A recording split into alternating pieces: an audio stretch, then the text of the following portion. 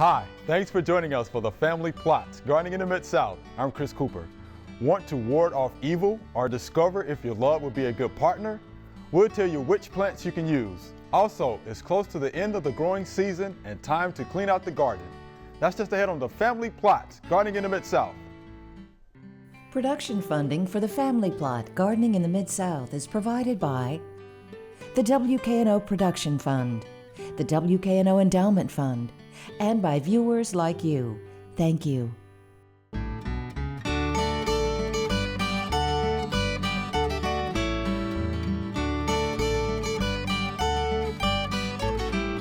Welcome to the Family Plot. I'm Chris Cooper. Joining me today is Dr. Kelly. Hey, Dr. Chris. Kelly is our horticulture expert, and Mr. D is here. Howdy.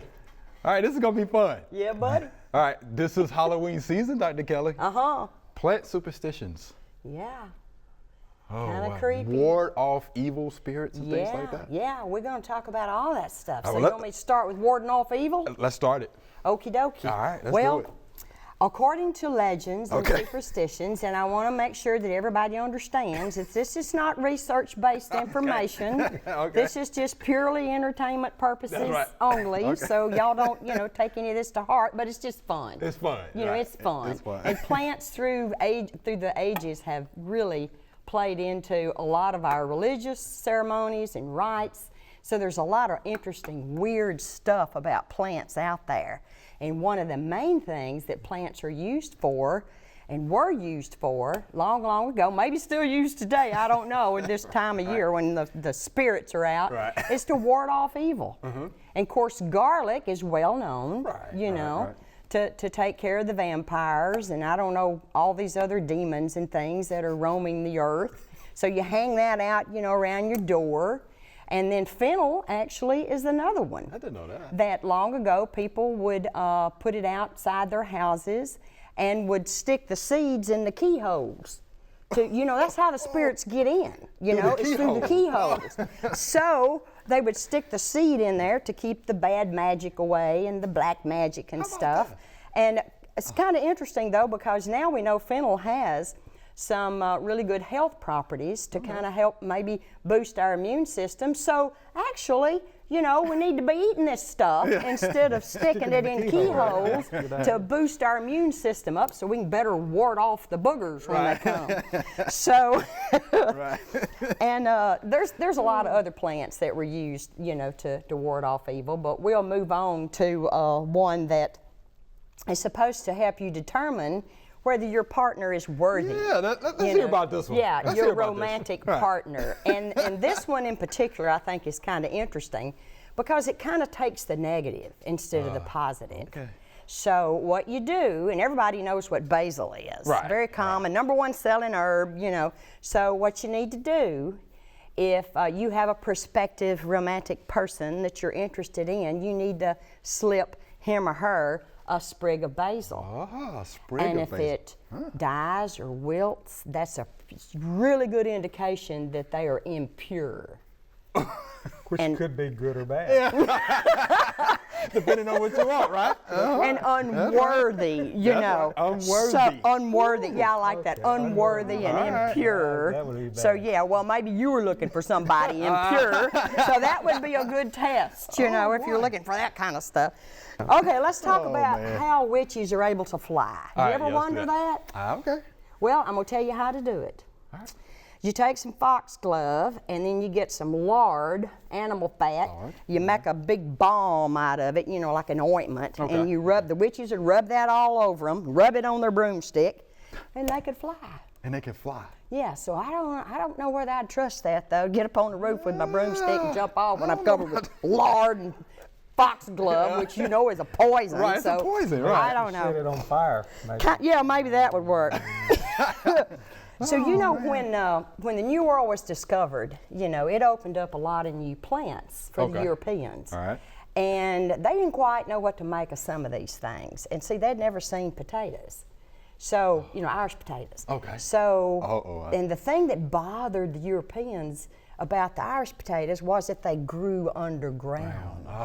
So sneaky. they were Kinda considered to sneaky. be the devil's food. The devil's food. How about that? So they still liked potatoes. So what they had to do to ward off the devil was to plant them on Good Friday and then water them with holy water. And then you could eat them, and then the devil wouldn't get you.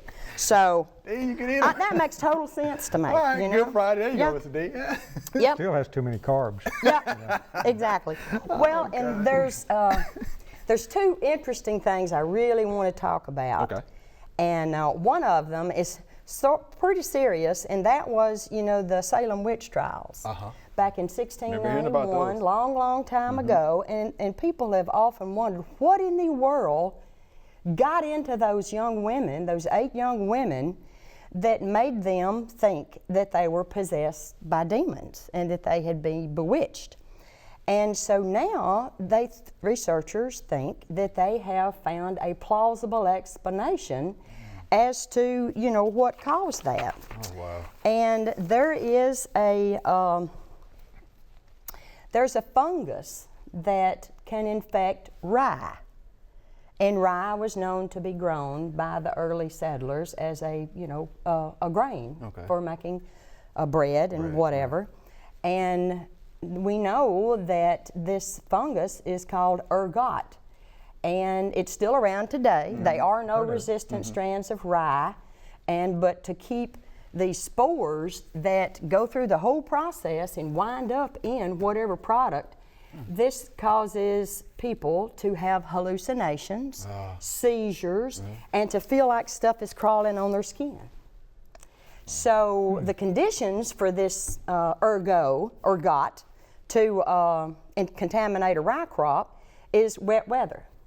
And they've gone back through the historical records and found out that winter was a particularly wet winter in Salem. And this was, people in Europe were just finding out that this was the association of this contamination of rye caused this, these symptoms. Wow. But it never got to the colonies apparently in time. Wow. So they think that that's a real plausible explanation for what made these girls have all these weird symptoms.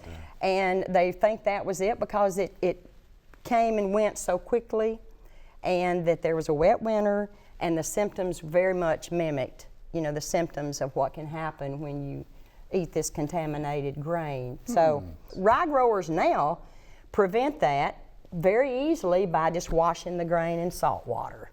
So it kills the fungus. Isn't that crazy? Salt water. Absolutely crazy. Okay, the next one I want to talk about is, you ever wondered how the legend of vampires got started? Huh? You ever wondered that? I have. Okay, good. That was the answer I was looking for. Yes, yes. So,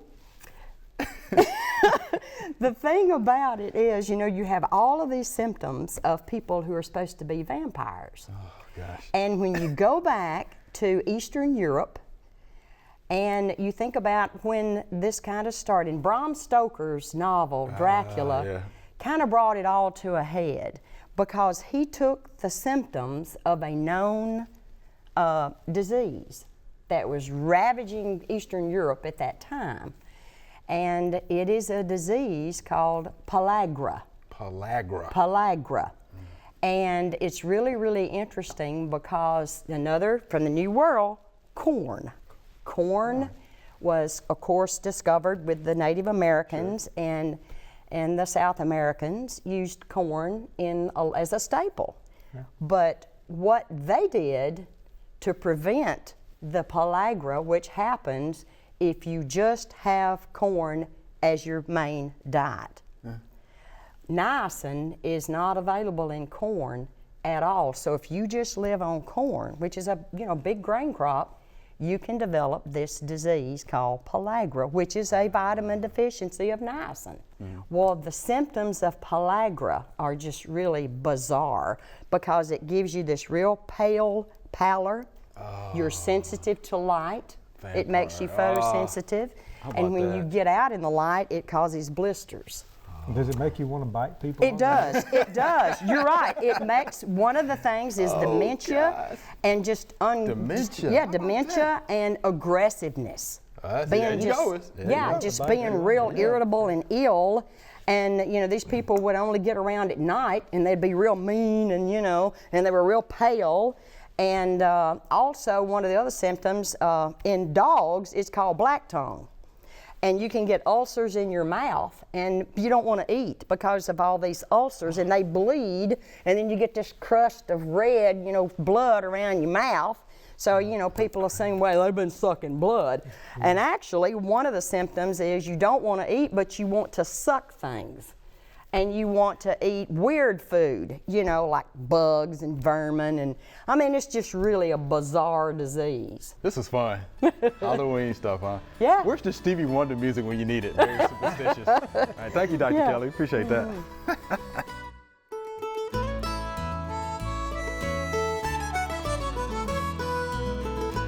I get a lot of questions about lichen. Is it going to kill the tree? No, lichen will not kill the tree. Lichen is a fungus actually, and it lives in a symbiotic relationship with algae or a cyanobacterium, and they kind of work together. It grows on the tree. Some people say it grows on the north side of the tree, but we got it growing on the north, south, east, and west of this tree. It's really spreading out on here. It's not going to kill the tree, however, it's going to usually grow on a tree that is in a weakened state. And this tree has a little bit of, not very much soil space. Note this water sprout that's coming up on the base down here. That's an indicator that this tree is under stress. When a tree puts out this secondary growth, it's telling itself, I need some water, I need some sunshine, I need some growth. And it pushes out otherwise dormant growth and a fighting chance to gain more sunlight, produce more energy for itself. But lichen, symbiotic with the algae and the cyanobacterium. All right, Mr. D, garden cleanup. What do we need to know? Because that time is here. So you want me to follow this Right, with with garden cleanup? Well, maybe you can get the gnomes to help you clean Yeah. up, right? Yeah. Ward off If evil, That's the exactly. first thing I would do. Have a gnome Yeah. out there and count on it. Let it do Yeah. what it'll do. At night, yeah. Do what it does. Yep. Okay. I don't know. With garden cleanup, use a lot of common sense. I guess is one of the things that is really, really important. Let the gnomes do what they'll do. Let Mother Nature help you out a little bit. You know, try to first thing I would probably do is if you have any diseased plants that the gnomes left, or any rot, you know, plants that died because of fungal infections or something like that, get them out of there, and you can either put them in your trash to go off to a landfill somewhere, or if you've got a burn pit, you can burn them, you know, destroy them. Yeah. Do not put them in your compost bin. The healthy plants that you've got, you can compost them. All the annuals, the tomato, the plants, the things like that were healthy, you can put into a compost. Corn stalks, you know, just anything that's left out there, you know, get it off. If the plants are small enough, use your mower to mulch them. You don't really have to get it off the garden site. You can mulch, and you can have it ready to incorporate into the soil next spring when you get out there and till it. But as much as you can leave, the more that you can leave there, the better off you are. We learn that in farming. You know, when the more you take off of a field, the more fertilizer you have to add, because there are, you know, nutrients in the plant material. If you have any inorganic material out there, steaks and black plastic and things like that, of course, get that out of there, especially before you run over it with your mower, because that can create you some problems. If you have young trees and things like that, you can try to protect them from voles and things like that. That kind of gets up more into the winterizing things, but you can sun scald. You can paint the lower trunk and lower limbs with white latex paint to prevent sun scald, which can be a problem, and things like that. You can, if you have anything you want to protect, you can also use hardware cloth or or tree guards and things like that to help protect from voles and deer and things like that.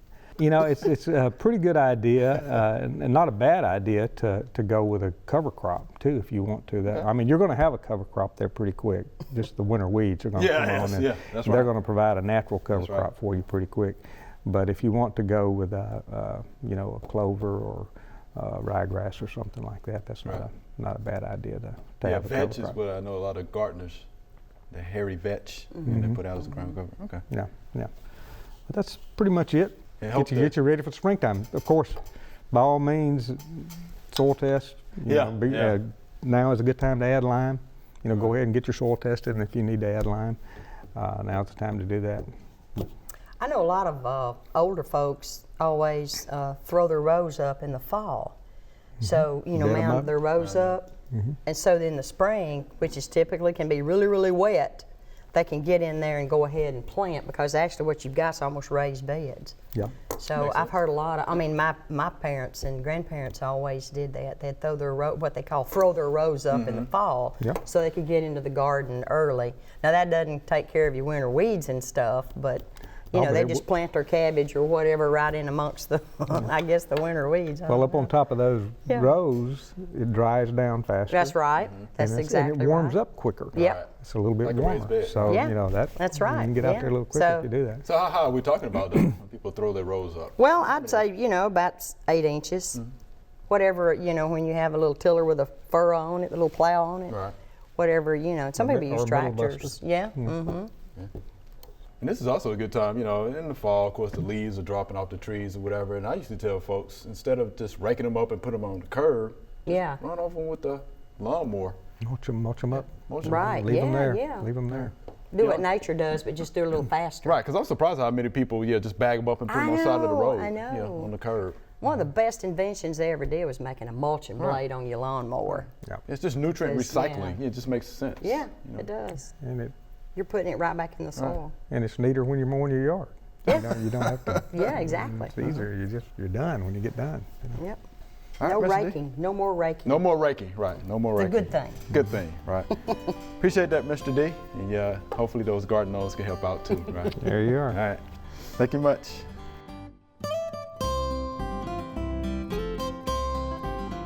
It's important to know about the proper timing to pick peppers. Peppers are very strongly attached to the plant, and if you just try to pull the pepper off, you're going to break the branches. So I use pruning shears. Pruning shears, scissors, or a good sharp knife, if you're very careful, will do a really good job. Okay, I'm going to pull there's one on this plant that is clearly ready to be harvested. We have a red one down here. The sweetest bell peppers are red. The green bell peppers are the least sweet bell peppers. They're all good, depending on how you like bell peppers. Leave a little bit of stem on that one. This pepper is ready, it's sweet, still has a little bit of green left. I could have left it another day or two and I would be okay. So this is the sweetest pepper on this plant. Moving on down, these are beginning to turn a little bit yellow. I'm gonna come on down and it's reached full size. It's not completely red, but it's next sweetest. Peppers are like tomatoes. If you have a cold weather coming, a frost coming, I would pick all of the big peppers off of this plant because they will continue to ripen inside. They won't be quite as good as if they ripen on the plant or sweeter if it's ripened on the vine, but it's still a really good product. All right, here's our Q&A session. Y'all ready? Yep. These are good questions. All right, here's our first viewer email. What herbs can be grown year-round indoors on a window sill? And this is from Lily, Nashville. Okay. All right. That'd be basil. Yeah, exactly, basil. Basil? Well, Oh, actually, you're only limited by the availability of light. Right. You know, you need a really good south-facing window, or you need to, put some lights or something Right. so that you can get some really, strong sunlight. And how or much artificial light are we talking about? Well, we're talking about a lot. A lot. A south-facing unobstructed window, or even a west window, or like I say, you could put it in an area that has bright incandescent or fluorescent lights. But Basil will grow. I like the chives. Chives, oregano, Yeah, probably. parsley. Parsley. You know, I mean, there's Mint you can grow would any of them. probably- Yeah, yeah. you really can. Yeah. And the Aloe. problem with the light is, you know, if you don't have good light, they're going to stretch. But Right. hey, you know, that's okay. You just keep chopping them off and using them. Right. And make sure you have, you know, well-drained soil media. Well, true. Yes. Yeah, right. Because Yeah. it has to be well-draining for sure. Yeah. All right, so there you have it, Lily. So you have a lot of options there, Yeah. Mm-hmm. right? A lot of options, all right? Including the basil. Exactly. All right, here's our next viewer email. What is causing these nasty looking circles on my tomatoes? They start when the fruit is green and get worse. And this is from Miss Phyllis Rosemart. And I actually met Miss Phyllis and her husband at Rosemart Country Fair. And I told her to send us a question, and she did. So thank you, There Miss she goes. Phyllis. So, yeah, we need to be really All right. on our toes. We got to be here on our now. toes. So here you go, Miss Phyllis. All right. So what do we think that is? You want to go? You go.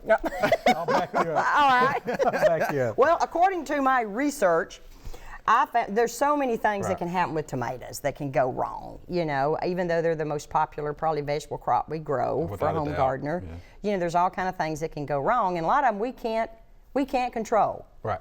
And this, I think, is one of those things. Right. It's an environmental disorder that is brought on by availability of water or not availability of water that can cause these cracking and rough spots on the fruit. So, Specifically, it's called cuticle cracking.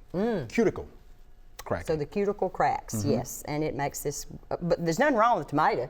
You just peel it off and eat it. You know, so That's what I did a little bit of research, and growth cracks is another thing I've seen it called. But Judy Sedbrook, Colorado State University, had kind of an interesting comment about it. She said the tomato is growing so fast it split its pants. yeah. But you know, especially split after its dry pants. a period, and Right. get Yeah. excess moisture, Yeah. moisture, or if you're not watering enough, and Right. you finally remember you're not watering enough, then you go out there and water, and it's a physiological problem, abiotic problem. Right, but, right. Unfortunately, it can be little bitty shallow cracks, or it can be deeper Right. cracks, and if they're deeper cracks, sometimes you can get Yeah, infected you get with some secondary other and secondary fungus- problems. that can fungus be a gets problem. in Which you there, have to go yeah. with the fungicides then. Yeah, but yeah, just yeah. Inconsistent Well, just- watering. You know, the fruit is still edible, Right. you know, and that one that she sent the picture of, you know, I just peel that stuff off because it's only on the epidermis. It's not down in, unless it's a deep crack, like you said. Right. You know, then it could be other pathogens in there causing some problems. But Or you may have to go with a different variety. I mean, of course, your heirloom tomatoes have thinner skin, yeah, and your so hybrids they'd have be thicker. more susceptible. Yeah, So they'd be more susceptible. yeah. Right. But it's nothing you did. But it's nothing you did, Yeah. Miss Phyllis. So Nothing you yeah, did. Right. that's a good point about it. All right. So thank you for that question, Miss Phyllis. All right. Here's our next email. There is a lot of crop dusting by my house. I would like to have bees and lots of flowers so I can help our flying friends. I don't know what they are spraying. If I plant flowers by a crop dusted field, will I be planting a death sentence to our flying insect friends? And this is from Jennifer in Bales, Tennessee. All right. Interesting question, though. Yeah. Okay. A lot of people are worried about that from contamination of crop And for dusters reason. and farm. Yeah, and sometimes for good reason because you know you can have contamination. It's been known to happen, but pretty unlikely because It's all communication. I would Yeah. I would go talk to my farmer neighbors and find out what they're using. Let them know if you have bees. If she wants to have bees, I assume she's talking about a beehive or something like Right, that. right. Be sure that she lets her farmer neighbors know that she has bees, because then they will let her know. I think they will let her know if they're going to be spraying something that could likely be a problem. But just because they're spraying a field, crop dusting, Crop dusting. you know, just because they're spraying a field, it doesn't mean that they're using insecticides. no. It doesn't mean they're using a herbicide. It could be a fungicide, and it's very likely a fungicide.